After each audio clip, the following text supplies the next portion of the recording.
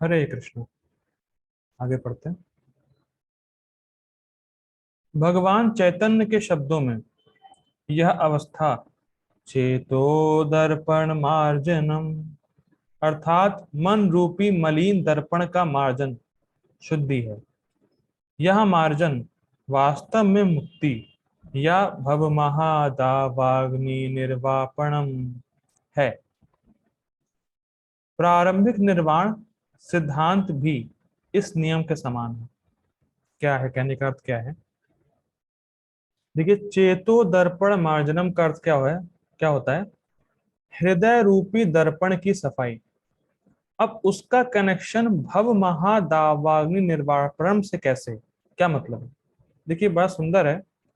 जो जन्म मृत्यु का चक्कर है, इसको दावा अग्नि से कंपेयर कर रहे हैं। ठीक, मतलब फॉरेस्ट फायर। क्यों? क्योंकि आत्मा अपनी पहचान बद्ध अवस्था में इस शरीर से कर रही। ठीक, और इसीलिए शरीर के दुख को अपना मान रही है और इससे इफेक्ट हो रही है। मैम क्या सोचते हैं? पैसे नहीं है, इस वजह से दुख आ रहा है। पैसा हो जाए सुखी, पैसा होने के बाद और दुख मिलता है। तो समझ नहीं पा रहे कि वास्तविक दुख और वास्तविक सुख है क्या। शरीर को कुछ कष्ट है तो मेरा कष्ट है। इंद्रियों को संतुष्ट कर दिया, इंद्रियों को कुछ सुखी कर दिया, इंद्रियों को कुछ संतुष्टि हो गई, मेरा सुख है। तो हम समझ नहीं पा रहे कि ये जो दुख और सुख शरीर का है वो मेरा है नहीं, और इसीलिए हम इससे अफेक्ट हो जाते हैं। लेकिन जब हृदय शुद्ध हो जाएगा, जब टोटली मार्जन हो जाएगा, तब व्यक्ति समझ जाएगा कि इस दुख से मेरा कोई रिलेशन नहीं है, और फिर वो आत्मा के सुख का अनुभव करेगा। ये है वास्तविक निर्वाण। और इसी, और हम लोगों ने कल टीका में देखा भी था, योग मतलब जो आपके दुख को पूरी तरीके से निवृत्त कर दे। ठीक, ये टीका में देखा था कल हम लोगों ने। जो नहीं आए थे कम से कम कल देख लीजिएगा, यूट्यूब पे है ही। ठीक है। भागवत में 2:10:6 इसे स्वरूपेण व्यवस्थिति कहा गया है। क्या मतलब है? 2:10:6 में कहा गया है कि मुक्ति का वास्तविक अर्थ क्या है। क्योंकि मुक्ति का अर्थ है स्वरूपेण व्यवस्थिति। स्व मतलब अपने, रूपे मतलब रूप में, व्यवस्थिति स्थित हो जाना, इसको कहते हैं मुक्ति। अपने स्वरूप में व्यक्ति स्थित हो जाए और ये स्वीकार करे कि ना मैं पुरुष, ना मैं स्त्री, ना मैं ब्राह्मण, ना मैं शूद्र, ना मैं ये, ना मैं वो, कुछ नहीं, जीवेर स्वरूप होए नित्य कृष्ण दास। बस इस फंडे में, या अपने इस पोजीशन में जो कि उसकी है, स्थित हो गया मुक्ति। इसी को मुक्ति कहते हैं वास्तव में। जीव कृष्ण दास कर ले यही विश्वास, तो और कोई दुख नहीं। और दुख को निर्मूलन करना ही योग का मेन लक्ष्य है। अच्छा, मैं पूछ लेता हूं, प्रभु जी, कल तो आप आए थे, समाधि का स्वरूप और समाधि का फल क्या होता है? कल पढ़ा था ना? हरे कृष्ण। हरे कृष्णा, मुझे बताइए। समाधि का रूप, स्वरूप और समाधि का फल। कल तो आप आए थे। तो इसको दो चीज से कंपेयर किया गया था, मतलब सॉरी, फ्लेम से कंपेयर किया गया था। किससे? नहीं, फ्लेम फ्ले मतलब no deep. No no no no no, वो तो पिछला श्लोक है, वो तो 19 श्लोक है। ये 20 से 23 की बात हो रही है। ओके, हरे कृष्णा आयुषी माता जी, आपको पता है कि समाधि का स्वरूप क्या है, समाधि का फल क्या है? स्वरूप है कि मन भगवान के अलावा और कहीं नहीं जाता है, और फल है unlimited bliss, Anand. Yes, thank you माता जी। स्वरूप है भगवान के अलावा मन कहीं जाता नहीं। तो जब व्यक्ति अपने पोजीशन में स्थित हो जाएगा कि मैं कृष्ण का दास हूं, तो उसका मन और कहीं जाएगा नहीं। और अनलिमिटेड ब्लिस, तो जब ब्लिस है तो दुख की संभावना ही नहीं भाई। और अनलिमिटेड ब्लिस, तो वो वास्तविक मुक्ति। अपने स्वरूप में स्थित हो जाना कि मैं जीव हूं, मैं कृष्ण का दास हूं, वो वास्तविक मुक्ति है। बाकी सब ऑल बोगस प्रोपोगेंडा। मुक्ति ये है, मिल जाना, फलाना धमाका, सब बेकार है, कुछ नहीं। ठीक है। भगवत गीता के इस श्लोक में भी इसी की पुष्टि हुई है।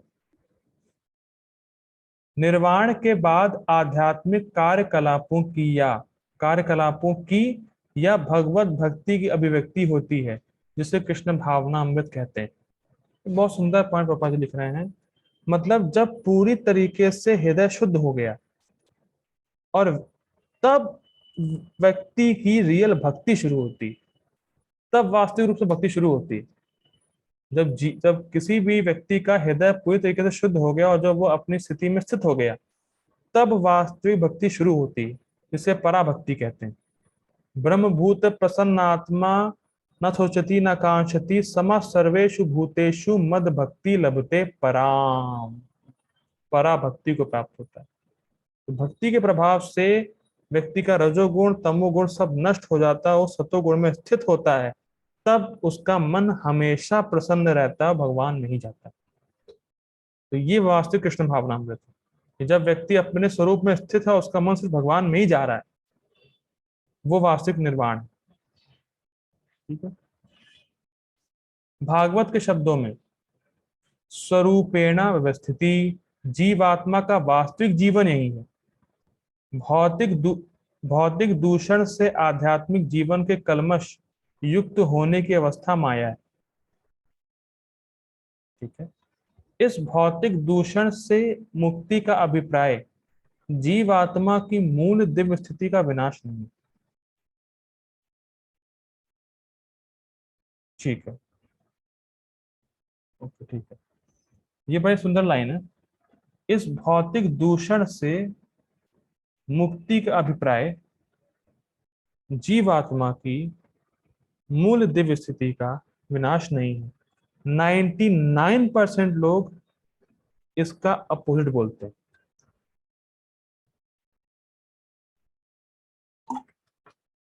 इस लाइन को कम से कम अंडरलाइन कर लीजिए, हाइलाइट कर लीजिए। तो कोई व्यक्ति पूछे मुक्ति क्या है, तो भाई मुक्ति ये है, सो कॉल्ड रास्कल, मुक्ति ये है। समझाएं उसको प्यार से। क्या बोल रहे हैं प्रभुपाद जी? जब भौतिक दूषण से मुक्ति हो जाएगी, जब हृदय शुद्ध हो गया, हृदय की सफाई हो गई, अब उससे होता क्या है? उससे जब व्यक्ति को मुक्ति प्राप्त होती, तो इसका मतलब ये नहीं है कि जीवात्मा का विनाश हो जाता है। It is all false. कहने का अर्थ क्या है कि जीव, वास्तविक रूप से जीव क्या है? जीव की स्थिति क्या है? कृष्ण का दास। तो जब भौतिक दूषण से मुक्त भी हो गया, तो भी वो भक्ति ही करता रहेगा, भक्ति बंद नहीं होगी। मुक्ति के बाद भी जीव भक्ति ही करेगा। ये नहीं कि भौतिक दूषण समाप्त हो गया तो भक्ति बंद, अरे मैं मुक्त हो गया, काहे की भक्ति ना। भक्ति ही साधन है, भक्ति ही साध्य है। इसीलिए प्रभुपाद लिख रहे हैं तब वास्तविक भक्ति शुरू होती। मतलब भक्ति कंटिन्यू रहने वाली है, क्योंकि भक्ति ही करना आपका स्वभाव है। आपकी जो स्थिति है, मूल जो दिव्य स्थिति है, वो कृष्ण का दास है। तो मुक्ति के बाद वो नष्ट नहीं होती। मुक्ति के बाद हम भगवान के धाम जाके उनकी सेवा करते हैं अनंत काल तक। भगवान की सेवा करते हैं, मतलब भगवान अलग हैं। सेवा मतलब किसी पर्सन की आप सेवा करेंगे जो आपसे अलग है।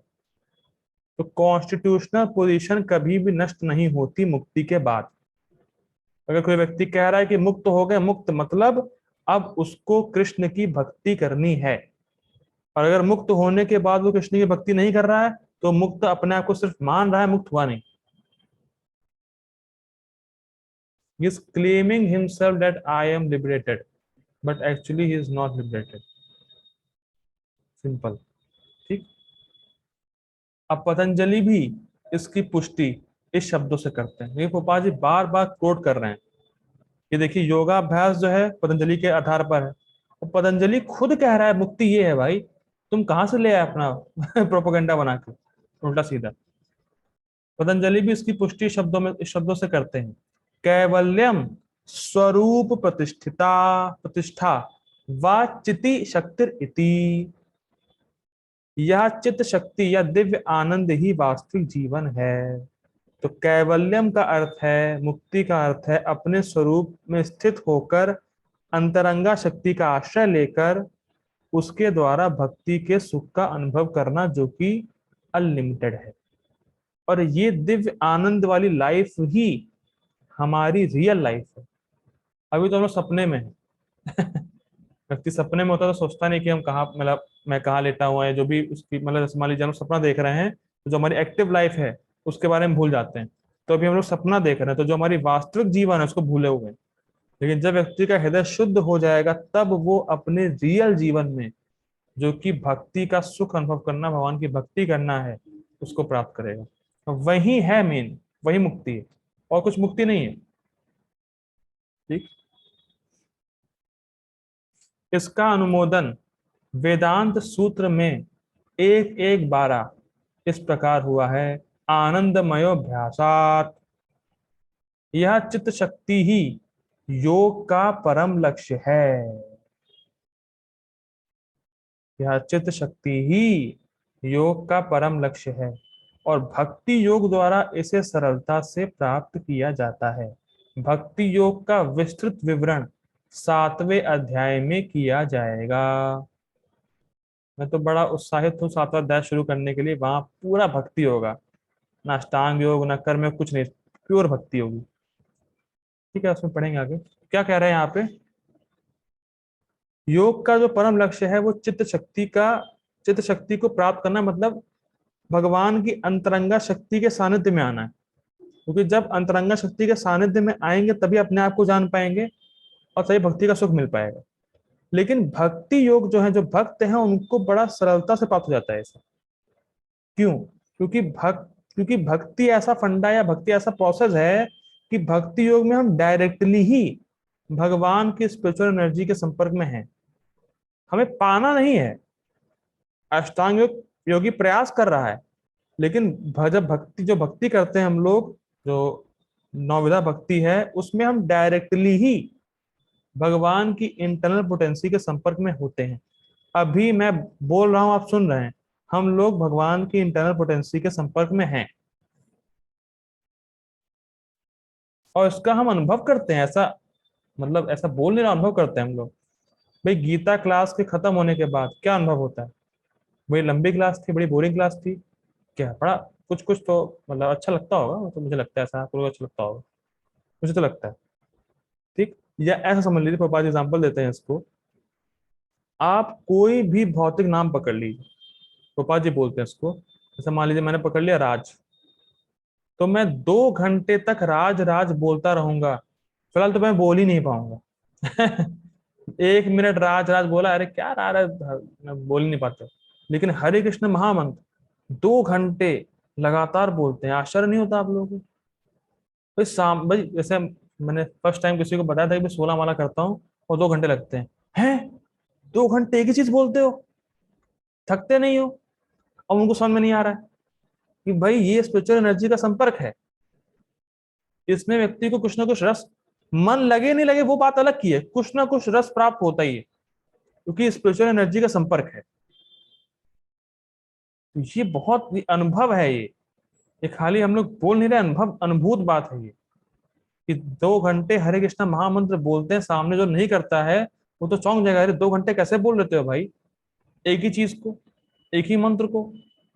वो समझ नहीं पा रहा कि क्या है, क्या एक श्लोक बोलते हैं आचार्य लोग, गोलोकेरा प्रेम धना हरि नाम संकीर्तना। जो हरि नाम है ये गोलोक से इंपोर्ट हुआ है। हम लोग इंपोर्ट वाले माल को बोलते हैं। हरि हो, लेकिन स्पिरिचुअल वर्ड से इंपोर्ट हुआ है माल। इतना इंटरेस्टिंग है। हमारे लिए कृष्ण ने भेजा है, भाई देखो तुम्हारे घर की चीज तुम्हें भेज रहे हैं। तो ये बहुत इंटरेस्टिंग है, स्पिरिचुअल है, ये नाम स्पिरिचुअल है। तो इसी वजह से हमें मन, हमारा मन लगे नहीं लगे, लेकिन फिर भी हमें अच्छा लगता है।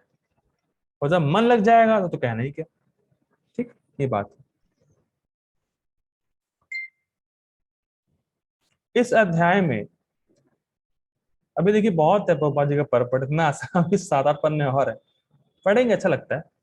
इस अध्याय में वर्णित योग पद्धति के अनुसार समाधियां दो प्रकार की होती हैं, संप्रात संप्रज्ञात तथा असंप्रज्ञात समाधियां। तो समाधि दो प्रकार की हो रही है, संप्रज्ञात और असंप्रज्ञात। जब मनुष्य विभिन्न दार्शनिक शोधों के द्वारा दिव्य स्थिति को प्राप्त होता है तो यह कहा जाता है कि उसे संप्रज्ञात समाधि प्राप्त हुई। असंप्रज्ञात समाधि में सांसारी आनंद से कोई संबंध नहीं रहता, क्योंकि इसमें मनुष्य इंद्रियों से प्राप्त होने वाले सभी प्रकार के सुखों से परे हो जाता है। देखिए हम लोगों ने चर्चा करी थी इसके बारे में, कल टीका में पढ़ा था हम लोगों ने कि जब व्यक्ति की बुद्धि आत्माकार हो गई, टीका में पढ़ा था हम लोगों ने, जो टीका नहीं पढ़ी है वो पढ़ ले। टीका में देखा था कल हम लोगों ने, जिसकी बुद्धि आत्माकार हो गई है तो वो विषय सुख को ग्रहण ही नहीं कर रहा है, होते हुए भी ग्रहण नहीं कर रहा है। तो इसीलिए बोला जा रहा है ये है असंप्रज्ञात समाधि। जब व्यक्ति ऐसी अवस्था में है कि विषय भोग उसको रजिस्टर ही नहीं कर रहा है। जैसे मैंने कल एग्जाम्पल दिया था प्रभुपाद जी गुरु महाराज जी का, वो जब कर रहे थे और बाहर डीजे बज रहा था, तो डीजे गाने को रजिस्टर ही नहीं कर रहे हैं। अरे हमारी बुद्धि भी विषय आकार है, विषय के पीछे भागती है हमारी बुद्धि। आप जब कर रहे हैं, कहीं किसी कोई गाना बज गया, तुरंत मन वहां भाग जाएगा, नाम छोड़ देगा। अनुभव होगा सबका, या वाली कोई बात कर रहा है, तुरंत मन वहां पहुंच जाएगा, उस बात पे नाम को छोड़ देगा। लेकिन समाधि की अवस्था ऐसी कि जब व्यक्ति नाम ले रहा है तो नाम को ही सुन रहा है, बाहर कुछ भी बजे, कितना भी लाउड बजे, रजिस्टर ही नहीं कर रहा है, उसको सुन ही नहीं रहा है। तो ऐसी ऐसी अवस्था को बोलते हैं असंप्रज्ञात समाधि। ठीक। एक बार इस दिव्य स्थिति को प्राप्त कर लेने पर योगी कभी उससे डिगता नहीं। मतलब कोई भोग आए, कोई कठिनाई उपस्थित हो जाए, भक्ति करना नहीं छोड़ेगा। ठीक, उसको उतना आनंद मिल रहा है ना। आगे पढ़ते हैं। जब तक योगी इस स्थिति को प्राप्त नहीं कर लेता तब तक वह असफल रहता है। बहुत इंटरेस्टिंग आने वाली बात। ठीक है।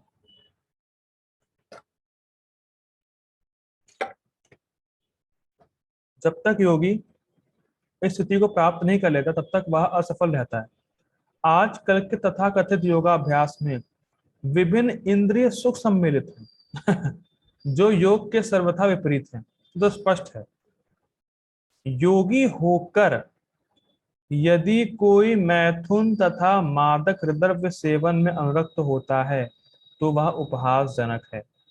गोपाल जी इसको शायद इंग्लिश में ट्रांसलेट करते हैं शो बोटल दिखावे का है बस, खाली माल कुछ नहीं है, तो दिखावा है। ठीक है, देखिए क्या बात गोपाल जी बोल रहे हैं यहाँ पे। इतना तो स्पष्ट है, इतना हम पढ़ते हुए आ रहे हैं, योग का अभ्यास इंद्रिय भोग के लिए नहीं करना चाहिए। क्यों? क्योंकि समाधि का स्वरूप है चित्त निवृत्ति। हम लोगों ने कल पढ़ा था शब्द का चित्त, ऐसे कुछ शब्द आया था कि चित्त भोगों से पूरी तरीके से हटा हुआ है और भगवान में ही जा रहा है। इस समाधि का स्वरूप है कि चित्त भोग में जाएगा ही नहीं, भगवान में जाएगा। तो आप इंद्रिय भोग के लिए योग कर कैसे सकते हैं? उसको देखिए, लिंग समझिए। प्रभुपाद जी कह रहे हैं जब तक किसी व्यक्ति को समाधि की स्थिति प्राप्त नहीं हुई है तब तक वो योग में परफेक्ट नहीं हुआ। ठीक, समझ में आ रही पॉइंट? और योग में कब परफेक्ट होगा? जब उसका चित्त भोग में जाएगा ही नहीं, भगवान में जाएगा। तो आप योग को इंद्रिय सुख के लिए कैसे कर सकते हैं भाई? अगर आप कर भी रहे हैं तो आप परफेक्ट होंगे नहीं, मतलब आपका ढोंग है। अच्छा, मेरी बहुत सिंपल है। ठीक, ठीक है, आगे पढ़ते हैं। यहां तक कि जो योगी योग की सिद्धियों के प्रति आकृष्ट रहते हैं वे भी योग में आरूढ़ नहीं कहे जा सकते। देखिए, भोग के लिए तो करेगा नहीं योग, तो स्पष्ट हो गया। दूसरा, अगर व्यक्ति सिद्धियों के चक्कर में पड़ जाए तो मेन जो गोल है परमात्मा का साक्षात्कार, परमात्मा का रियलाइजेशन, उससे भटक जाएगा, तो वो भी सफल नहीं हो पाएगा। तो वो भी नहीं कहा जाएगा कि उसने योग में आरूढ़ है। वो योगारूढ़ और योग रुक्षु, किसी को याद है? योगारूढ़ स्टेज और योग रुक्षु, ठीक है मुझे बताइए क्या मतलब है। हरे कृष्णा बाबू जी बताइए। हरी हरी, हरे कृष्णा बाबू जी। हरे कृष्णा हो गई। तो जी योगारूढ़ वो था जो अपनी इंद्रियों को भोग में जाने नहीं देता है, और जो और कोशिश करता है हृदय शुद्ध करने की, मतलब हृदय शुद्ध करता है, अभी इंटर कर रहा होता है, अष्टांग योग में भी इंटर कर रहा होता है, लेकिन जो योगारूढ़ होता है उसकी इंद्रियां ऑलरेडी कंट्रोल रहती है, उसका मन स्थित है भगवान में। क्योंकि योगारूढ़ मतलब परफेक्ट स्टेज, और योगारूढ़ मतलब वो चढ़ रहा है अभी। तो अगर कोई सिद्धि के चक्कर में पड़ गया तो वो योगारूढ़ नहीं कहा जाएगा, क्योंकि वो सिद्धि के चक्कर में पड़ गया है तो मतलब वो भटक गया है। जैसे फॉर एग्जाम्पल भाई मान लीजिए कोई आईएएस की तैयारी करने गया, इलाहाबाद है, कहीं इलाहाबाद फेमस है, और इलाहाबाद में जाके वो आईएएस की तैयारी ना करके कुछ और करने लग जाए, तो अब उसने कुछ और पकड़ लिया है, तो इसका मतलब वो आईएएस क्रैक नहीं कर पाएगा। तो जिसके लिए उसने शुरू किया, इलाहाबाद जिसके लिए गया, तो सफल नहीं हुआ ना, तो उसका पूरा प्रयास सब असफल हो गया। वो योगा रूढ़ मतलब परफेक्ट इन योगा नहीं कहा जाएगा, ठीक, क्योंकि वो भटक गया है सिद्धियों के चक्कर में। यदि योगी जन योग की आनुषंगिक वस्तुओं के प्रति आकृष्ट है, तो उन्हें सिद्ध अवस्था को प्राप्त नहीं कहा जा सकता, जैसा कि श्लोक में कहा गया है। मैं बता दिया कि जब व्यक्ति समाधि को अवस्था को प्राप्त नहीं कर लेता, तब तक वो सिद्ध नहीं कहा जाएगा। तो सब समाधि को प्राप्त हो गया तभी वो परफेक्ट कहा जाएगा। अगर शरीर के लिए, अगर शरीर को स्वस्थ रखने के लिए कर रहा है योग, तो भोग करेगा, तो कैंसिल हो गया। और सिद्धि प्राप्त कर ली तो गोल से भटक गया, वो भी कैंसिल हो गया, तो उसको समाधि प्राप्त नहीं होगी, तो वो सिद्ध नहीं कहा जाएगा, ठीक। अतः जो व्यक्ति आसनों के प्रदर्शन या सिद्धियों के चक्कर में रहते हैं, उन्हें यह समझ लेना चाहिए कि इस प्रकार से योग का मुख्य उद्देश्य ही समाप्त हो जाता है। स्पष्ट। इस युग में योग की सर्वोत्तम पद्धति कृष्ण भावना अमृत है, जो निराशा उत्पन्न करने वाली नहीं है। अच्छा, अष्टांग योग निराशा उत्पन्न करने वाला क्यों है? क्योंकि हम कर नहीं सकते, सिंपल बात है भाई। अष्टांग योग हम कर ही नहीं सकते। भाई आप जैसे मान लीजिए क्लास 3 घंटे चले, और 3 घंटे कहा जाए आप स्ट्रेट बैठिए, आप बैठ ही नहीं पाएंगे, बार बार ऐसे करेंगे, फिर ऐसे करेंगे, फिर ऐसे करेंगे, ऐसे करेंगे, तो नहीं हो पाएगा, संभव नहीं। तो हम एक जगह बैठ के स्ट्रेट हम ध्यान नहीं कर सकते, सीधे बैठने में कठिनाई हो जाएगी हमें। तो इसीलिए अष्टांग योग निराशाजनक है, ठीक। एक कृष्ण भावना भावित व्यक्ति अपने धर्म में इतना सुखी रहता है कि उसे किसी अन्य सुख की आकांक्षा नहीं रह जाती। मतलब भक्ति का सुख इतना उसको मिल रहा है कि और कोई सुख चाहिए नहीं उसको। इस दंभ प्रधान युग में हठ योग, ध्यान योग तथा ज्ञान योग का अभ्यास करते हुए अनेक अवरोध आ सकते हैं, किंतु कर्म योग या भक्ति योग के पालन में ऐसी समस्या सामने नहीं आती। क्यों? बहुत सिंपल सी बात है, क्योंकि जो हमारी इंद्रियों की नॉर्मल टेंडेंसी है अपने इंद्रिय विषयों से मिलना, जैसे मान लीजिए बोलना, खाना, सूंघना, चलना, सब करना, तो ये सब को ही हमें कुछ रोकना नहीं है, हम इसी को भगवान को समर्पित कर देते हैं। सबई मन कृष्ण पदार विंदयो वाचाम से वैकुंठ गुणाणु वर्णने, अमरीश महाराज जी के एग्जाम्पल, ठीक। तो हमें कुछ रोकना नहीं है, अपनी इंद्रियों को ही भगवान को समर्पित कर देना है, और वो हमारे लिए बहुत आसान है। मैं इस समय बोल रहा हूँ, आप सुन रहे हैं, तो ये टॉप मोस्ट योगा है, ये भक्ति योग है। भगवान के बारे में बोलना सुनना ये टॉप मोस्ट योगा है। तो हम लोग योगा परफॉर्म कर रहे हैं लेकिन लग नहीं रहा है कुछ, लेकिन ये टॉप मोस्ट है, क्योंकि इसमें कोई कठिनाई कठिनाई नहीं है, बस सरलता से हो जाता है, ठीक। अभी है, अभी काफी है जब तक यह शरीर रहता है तब तक मनुष्य शरीर की आवश्यकताएं आहार, निद्रा, भय तथा मैथुन को पूरा करना होता है। किंतु किंतु जो व्यक्ति शुद्ध भक्ति योग में अथवा कृष्ण भावनामृत में स्थित होता है, वह शरीर की आवश्यकताओं को पूर्ति करते समय इंद्रियों को उत्तेजित नहीं करता। मतलब जितना जरूरी है शरीर के लिए युक्ताहार विहारस्य, श्लोक आया था पहले, जितना जरूरी है शरीर के लिए उतना ही ग्रहण करता है। ठीक। प्रत्युत वह घाटे, हाँ ये बड़ा इंटरेस्टिंग है, प्रत्युत वह घाटे के सौदे का सर्वोत्तम उपयोग करके जीवन की न्यूनतम आवश्यकताओं को स्वीकार करता है और कृष्ण भावना अमृत में दिव्य सुख भोगता है। घाटे का सौदा, ये कहाँ से आ गया भाई? घाटे का सौदा क्या है? घाटे का सौदा पोपा जी इसको लिखते हैं इंग्लिश में best use of bad barging. ये जो शरीर मिला है ये घाटे का सौदा ही है। ये शरीर बहुत खराब है, बहुत कष्ट है, लेकिन जब हम शरीर में हैं तब तक हम इसकी नीड को सिर्फ पूरा करें और मैक्सिमम टाइम हम भक्ति करें और उससे हमें दिव्य सुख का अनुभव प्राप्त होगा। ये है best use of bad bargain. शरीर बड़ा खराब है, लेकिन जब तक शरीर में है तब तक शरीर के नीड्स पूरी करें, जो बेसिक नीड्स हैं, और उतनी उसको पूरी करके अधिक से अधिक भक्ति करें, इससे दिव्य सुख का अनुभव प्राप्त हो जाएगा। ठीक।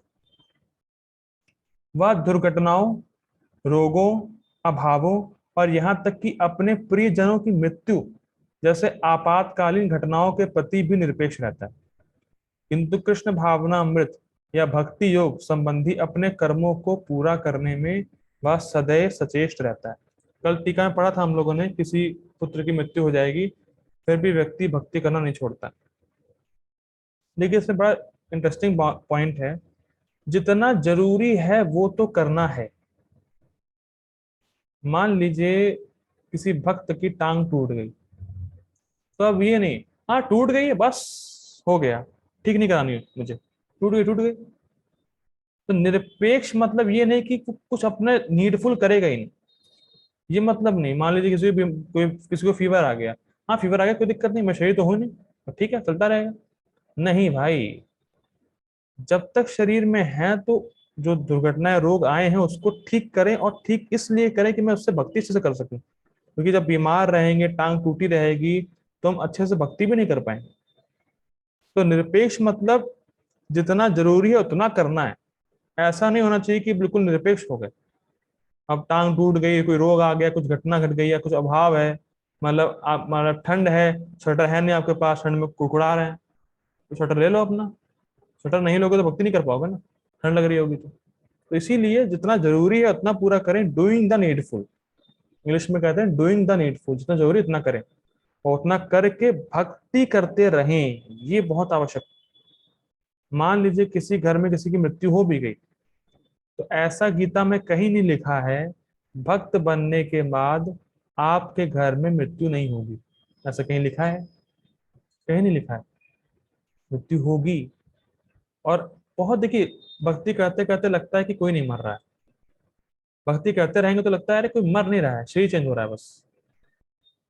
वो अब व्यक्ति क्या है, वो आत्मा था, शरीर धारण किया कुछ समय के लिए, नया शरीर मिल गया बस खत्म। तो भक्ति करते रहेंगे तो अपने आप ही स्वाभाविक रूप से इन सब चीजों पे ध्यान नहीं जाता है कि अरे मर गया, ये हो गया, वो हो गया। ठीक है भाई, शरीर छोड़ना सबको है, छोड़ दिया है, टाइम आ गया चला गया बस, लेकिन मुझे भक्ति करते रहना, ये इंपॉर्टेंट है, भक्ति को नहीं छोड़ना है। दुर्घटनाएं उसे कर्तव्य पथ से विचलित नहीं कर पाती। कोई भी दुर्घटना घटे, मैं भक्ति करना नहीं छोड़ूंगा, बिल्कुल डन है उसका। जैसे कि भगवत गीता में कहा गया है, आगमा पायनो अनित्यस ताम तितिक्षव भारता, कंट्रोल। वह इन प्रासंगिक घटनाओं को सहता है क्योंकि वह यह भली भांति जानता है कि ये घटनाएं ऐसे ही आती जाती रहती हैं। देखिए बड़ा ही सुंदर बात है, भक्त बोल रहे थे भाई, जैसे मान लीजिए यहाँ पे ऊपर से जो भक्तगण हैं, जैसे अपूर्व प्रभु जी, मान लीजिए आपको 6th क्लास में लगता हो कि अरे यार मैथ्स तो मुझे आती नहीं है, मैं फेल हो गया, तो उस समय बहुत डर था, लेकिन क्या अभी आप उसके बारे में सोचते हैं? क्या फर्क पड़ता है भाई, बात गई वो। लेकिन उस इंस्टेंट पे अरे यार फेल हो गया तो क्या होगा, ये क्या होगा, वो क्या होगा, तो ये सब डर, ये सब घटनाएं आती जाती रहती हैं, बाद में कोई ध्यान में नहीं रखता उसका। भाई आपके 12वीं में कितने नंबर आए उस समय, आपके घर वाले कह रहे होंगे अरे यार कितने नंबर आए, कितने नंबर आएंगे। लेकिन अब नौकरी मिलने के बाद अरे क्या फर्क पड़ता है, हटाओ। तो उस समय बड़ा डर लगता है कि अरे क्या होगा, क्या होगा, क्या होगा। लेकिन ये बात याद रखने की, ये सब आएगा जाएगा, समय का प्रभाव है खाली। समय अभी इस समय ये आपको लग रहा है कठिन है या ये डिफिकल्ट है, जो भी है, और अगले ही क्षण आप इसको याद भी नहीं करेंगे। तो जो भी, जैसे मान लीजिए किसी घर में किसी की मृत्यु हो गई, एक हफ्ता मुश्किल से कुछ रहता है, उसके बाद नॉर्मल होता, लगता है कुछ था ही नहीं घर में, उसकी कमी भी नहीं खलती, लगता है था ही नहीं घर में। Have you ever felt like that? एक हफ्ता, 2 हफ्ता, एक महीना, उसके बाद लगता है था ही नहीं वो। ऐसा हो जाता है जब तक फोटो वगैरह ना देखें उसकी तो। तो ये सब आएगा जाएगा, लेकिन भक्ति कर्तव्य से अपने वो हटता नहीं, उसको सहता है। क्योंकि भाई हम इस जगत में है जहाँ पे दुख सुख हानि लाभ लगा रहता है। तो ऐसा नहीं है कि भक्त के जीवन में सुख दुख हानि लाभ नहीं आएगा, आता है, सब कुछ आता है। पर वो उसे सहन करता है और मन को स्थिर करके भक्तों के संग में भक्ति करता रहता है। ये मेन पॉइंट है। ठीक। और इस प्रकार वह योगाभ्यास में परम सिद्धि प्राप्त करता है। तो प्रभुपाद जी क्या बताएं परम सिद्धि? परम सिद्धि ये है, कुछ भी हो जाए भक्ति करना नहीं छोड़ेगा, यही परम सिद्धि है। ठीक। तो हम लोग यही रुकते हैं, फाइनली पॉपट खत्म हो गया। जय गुरु शिल प्रभुपाद की जय, श्री भगवद गीता की जय। हरे